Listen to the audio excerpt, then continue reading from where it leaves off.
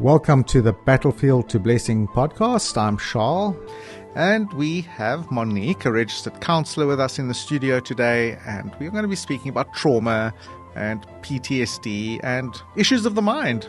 Hi, thank you for having me. Let's start off by just finding out what PTSD is. We hear that word being bantered around so often in the press and on radio and on TV. And we have lots of friends that speak about trauma and issues in their lives. What are we talking about? Okay, so PTSD is post-traumatic stress disorder.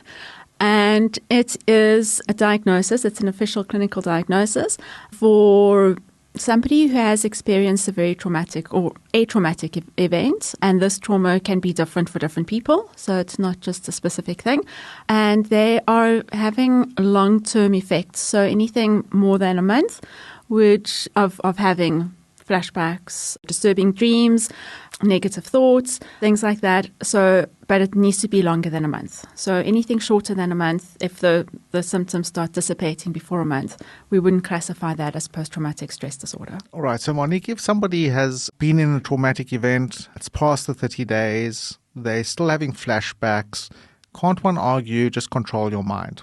I mean, the Bible speaks about us controlling our minds. Yeah, so the Bible does speak about controlling the mind, but it's far easier said than done. So I think when the Bible says control your mind, it's control where your thoughts go. When you have a flashback, it is not controlling the mind. So that is taking... So do other events cause the flashback? Yeah, so your traumatic event would cause you to have a flashback. So a flashback would be, say, for instance, you were in a car accident, you go to sleep at night, when you close your eyes, you see the car, you see that happen again. You experience the accident again in your mind. So it's not just a matter of pull yourself together, it's control not, your mind. It's almost a physiological thing that's out of your control. Yes, absolutely. It is out of your control. And the one thing that I often say is allow yourself to go into that. Allow yourself to go through that trauma again. Because the more you allow yourself to go through that and you allow your mind to deal with it, because by going through that again, your mind is trying to make sense of what's happened. Does speaking play any part in this? In other words, some people, for instance, have been traumatized, and my friends would say that person will never speak about what happened to them. Yeah. And others, they can't stop talking about what happened. Does the speaking, when you say go through it again, you're obviously talking about working through it in your mind. So talking about it definitely helps. And that's why it's so important. Come in. Yes. And that's why it is so important to go for counseling after you've experienced any form of trauma that you find has negatively affected you. So, if you find that you're angry, or if you find that you're not able to sleep, or if you're having flashbacks, don't wait until it becomes PTSD. Go and see somebody, go and speak about what's happened, because talking about it definitely does help. And just back to the flashbacks, is the more you go into it, as uncomfortable as it is, the mind is going to always go there. So you can put it in the back of your mind and you can try to ignore it, but it's always going to be sitting there. Pretend it doesn't exist. Yes, it's always going to sit there somewhere, and it's always going to bake you, and it's going to come up at the worst of times. And that is something, again, that leads to post-traumatic stress disorder. That's so interesting that you say that, Monique, because I've heard of people who have been putting in the back of their mind for years and years. And hasn't gone away. 30, 40 years. And then all of a sudden, in their 50s or 60s, and some event just sparks this whole thing off. Yeah. And people wonder, where did that come from? Where did this... Yes. This person's normally pretty solid and, they normally control themselves very well, and now all of a sudden their whole lives fall apart, know. And that's because of exactly that. They haven't dealt with the issue. They've been hiding it away all the time. Yes. Goodness me. Yeah. When we carry on in our world of business and things like that, we're always hearing words like, you must have the right mindset, get your goals right. You must have all these sorts of things in a row. Yes. Does that play any part in dealing with trauma? Isn't that a kind of a suppression that? Yeah, I think it can help people to not deal with trauma, because when people have to keep it all together, they can't fall apart. When people have to keep their ducks in a row, they can't allow the ugliness of life to come to the fore. So it's like, I've got it all together. Oh, I went through this, whatever happened, and I'm fine. And I've come across and I'm fine and nothing phases me. Meanwhile, back at the ranch, a person is actually really suffering and they don't want to say anything about it. And then society's like, oh, well, you have a breakdown, you start crying at work. Oh, pull yourself together. Come on, be a man about it. Yes. And unfortunately, that's also part of our society. It's like men don't cry. Yes. And that's such a lie. We say cowboys don't cry. Cowboys don't cry. So, but that is such a dangerous statement to make, especially to a young male who has experienced trauma, because it's telling them that your emotions are actually not important and that you must suppress them. You need to suppress them, and you can't be sensitive. Yes. It is a lie, because these emotions can take over and can cause much more damage later on in life if it's not dealt with now. If somebody is listening to us right now and they're saying, goodness me, I went through this, I've been through a divorce, I was in a car accident, my house was robbed. Praise God, I'm still okay right now. It's into the 60 days, 90 days mark. Where do they start with getting help, or how do they go about finding help? Are there good books out there? Are there courses you can do on the internet and listen to? Yeah, look, there's lots of good books, and there are several books that you can just go into any bookstore and find books on how to deal with trauma. But speaking to somebody who knows, it makes such a big difference. Somebody who knows the type of questions to ask, somebody who knows how to just listen and to kind of probe without telling you how you should feel. Because when people tell you how you should feel, then it takes that control away from you. You're not allowed to explore your own feelings, and you're not able to then properly explore what you're going through. The idea, Monique, of control. That it sounds very weird, because you talk about people being control freaks. When you find out these people, they're like, everything has to be 100%, and their children will stand in a queue before they go to school in the morning, and that sort of thing. But we all are in some way need to control our own lives, and when that control gets taken away, that is that whole part of the trauma experience. Yeah. So when a person experiences something like a home invasion, for instance, you have a sense of safety and you have a sense of control over your environment. When somebody breaks into your home, they take that sense of safety away, and they take that sense of control away, and your whole world as you knew it has been shattered and changed. So a person's whole perception of their environment, themselves, of what they have control over, has been taken and stolen from them.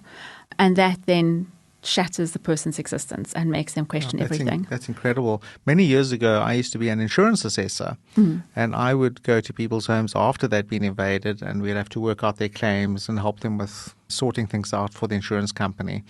And so many women said to me when I came to visit them, many of them said to me, I feel like I've been raped.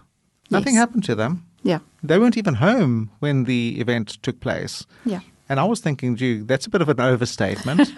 but what you're saying makes sense. Yeah, because that's their private space. It's their personal space. And somebody has come into their personal space and violated it. They've gone into what is mine. And your little sanctuary. Yes. My safe space. Because a person's home is their safe space. That's where you go when you want to escape the world, when you want to escape the horrors of work and whatever. And you come home and you can take your shoes off and you can make yourself a coffee and you can just sit back and relax. Now, somebody's come in and they have shattered all of that. And so, yes, it is an absolute invasion of you as an individual. And your control has been lost. And your control has been lost. And the thought of them possibly coming back again. And now you can't sleep at night. Exactly. When we're dealing with trauma, somebody was speaking to me the other day and he was saying, do you know that in South Africa we've had more murders since the beginning of the year than have taken place in the Ukraine war? He said statistically there are more murders in South Africa. So we probably living in quite a traumatized society just being in South Africa. Yes. Never mind, the being one of the highest rape rates in the world, the unemployment, all these various things around us. So when we think of that sort of thing, the whole idea of bitterness and that working out in our society and that sort of thing, we find people jumping out of cars and bashing somebody's car with a hockey stick or something. Yeah. Just the strangest of things are happening. Is that because of the trauma in society? Sort of, because we're not an island. If I'm traumatized, I'm going to affect other people, aren't I? Yeah. I don't live alone by myself, and I don't, I'm not an island out there in the sea all alone. Yeah. So, I mean, if trauma's not dealt with and we keep it in and we hold on to anger and bitterness, then it's going to manifest in other ways. So, we can be triggered by little things, and a person who's angry is going to do things like bash somebody's car. And it may be that they're just an angry person, but it may be that they've experienced a trauma that they've not dealt with. And, they've held on to that anger and that bitterness from that. And that then negatively affects their life. Some people who have been traumatized turn to drugs or to alcohol. Yes, that's often. Why Why do they do that? So, when one looks from the outside, you're thinking, but this is just making things worse. But it's not making it worse for them. So because they are maybe unable to speak to anybody, because they feel they don't have support, maybe somebody doesn't understand what they've been through, they can't live with the fact that they keep on remembering. So it numbs. Alcohol and drugs numbs the pain. It takes it away, and it makes them feel like they can actually have a moment of peace. And although it doesn't make sense why a drug addict will continuously go back to drugs or an alcoholic will continuously take a drink, the way that they feel when they are intoxicated is so good that they don't want to not euphoric. Be intoxicated. Yes. It's nice for them. So it's a way of escaping reality. And what they don't realize, and maybe they just even don't care, is that they're actually destroying their lives more by becoming addicted to alcohol or drugs. And not just their lives, but the other people around them. Others around them too. And so is there a place in trauma where the person that's traumatized is causing trauma on others?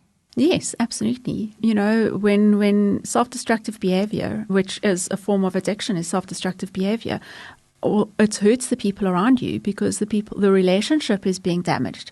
And you think you're just hurting yourself, but your children, your wife, your husband, your parents, your siblings, they all see what's happening to you. And when you're doing this, you're breaking that relationship. Not only are you hurting yourself, but then, yes, you're hurting those around you as well.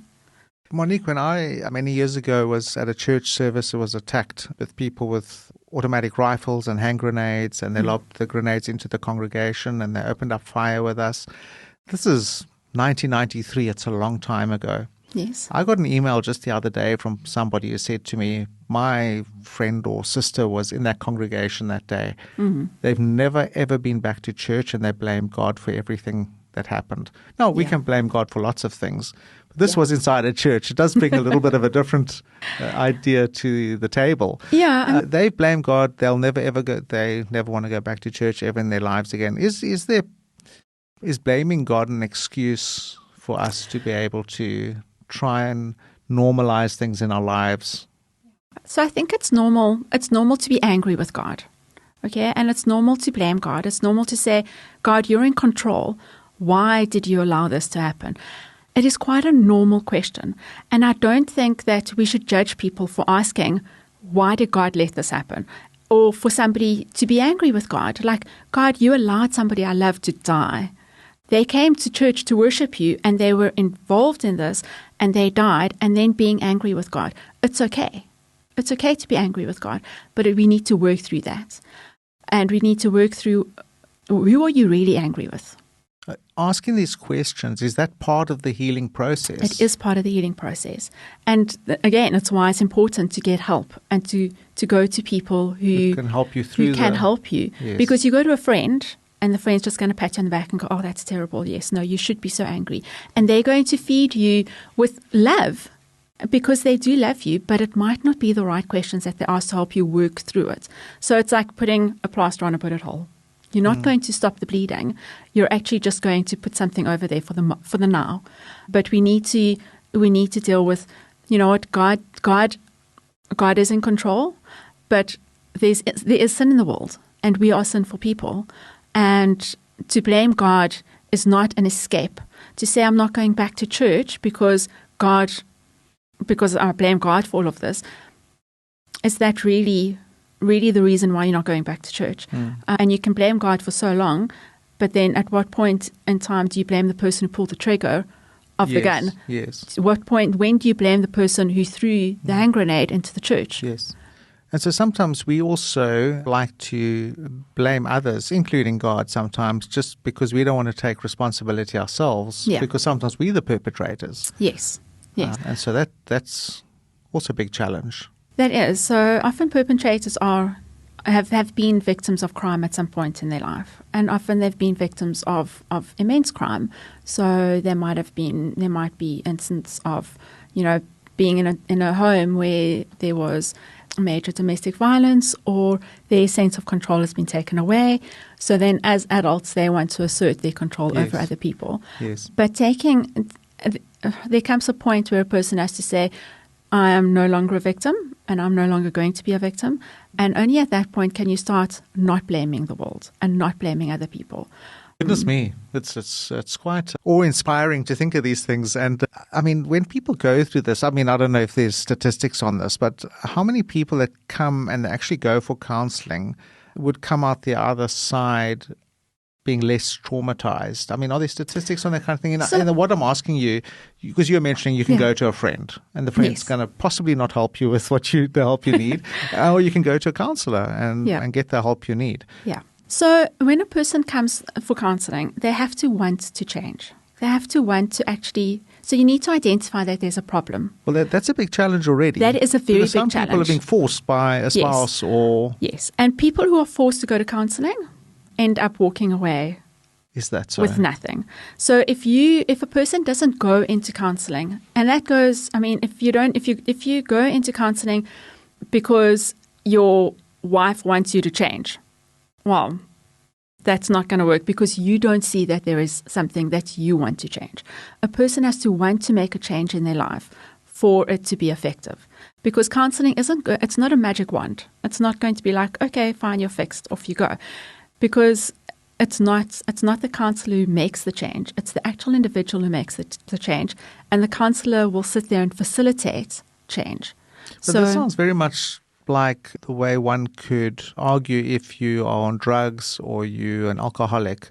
Same kind of idea that, you can't help the alcoholic or the drug addict who doesn't want to be helped. Yes. I had somebody come to me at church, in fact, and ask me about a drug rehab that I know very well, and asked me what their prices were and things. I said, well, actually, they are free. It's a Christian mission. Yeah. And they have their support base to help people that are in trouble like this.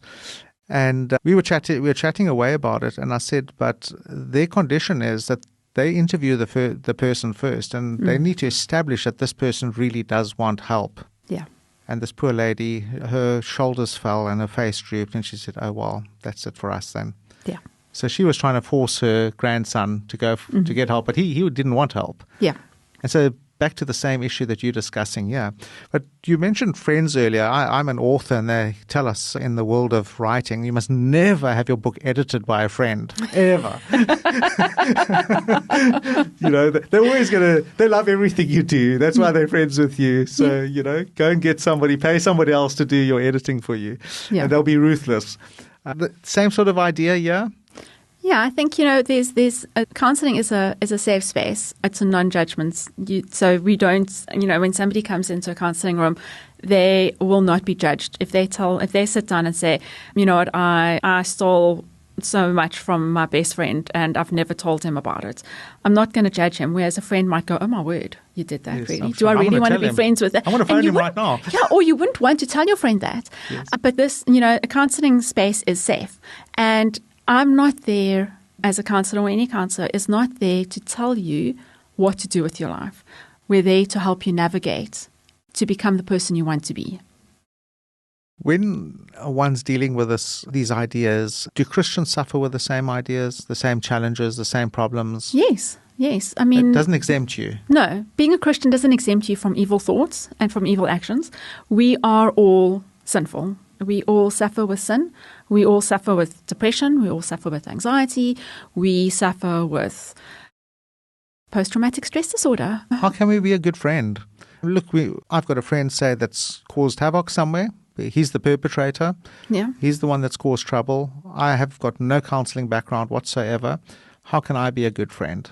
So we need to finish off with this. So I think the one thing that we need to consider is, as a Christian, you've accepted God in your life, and there is, by doing that, you want to live a life that is pleasing to God. So there is that accountability where if you see somebody doing wrong, you go to that individual and you say, I'm seeing this. If the person doesn't listen, you take a witness. That's right. And then, so you try to help the person in that way. You can refer them to counseling. If we're dealing with somebody who's not a Christian, you can't expect them to live by the same values as a Christian does, because they haven't accepted God in their lives. So saying to that person then, do you know what, like, hurting somebody is not okay. Have you considered going for counseling? And if they say, no, I'm happy with my life, you need to step back and pray for them and love them and be a friend to them.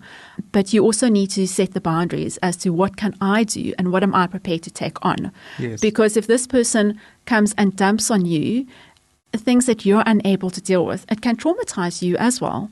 That's right. You're getting traumatized by what they've done. You can be traumatized vicariously. I think that's so important what you said about the fact that we need to pray for them, because at the end of the day, it's God's work in their lives, the work of the Holy Spirit that will save them and bring them to repentance. Yes. And it's not ours. Yeah. Obviously, we have to be salt and light. We have to take the gospel to them. We have to be good friends to them. Yes. Very, very interesting. Goodness me. We covered a lot of space over this time.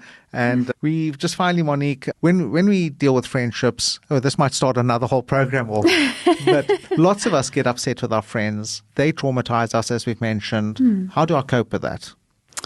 If you find that there is something that you're unable to deal with, so a friend comes to you with something that they've experienced and you are not coping, it's best to go and to consider, do I need to see somebody? Do I need to speak to somebody about this who can deal with it? A good support system is great, and a great, social support is always good. But if you need to see a counselor about something, there is no shame in going to somebody for help. Okay. You might just need 1 or 2 sessions just to unpack what you've dealt with.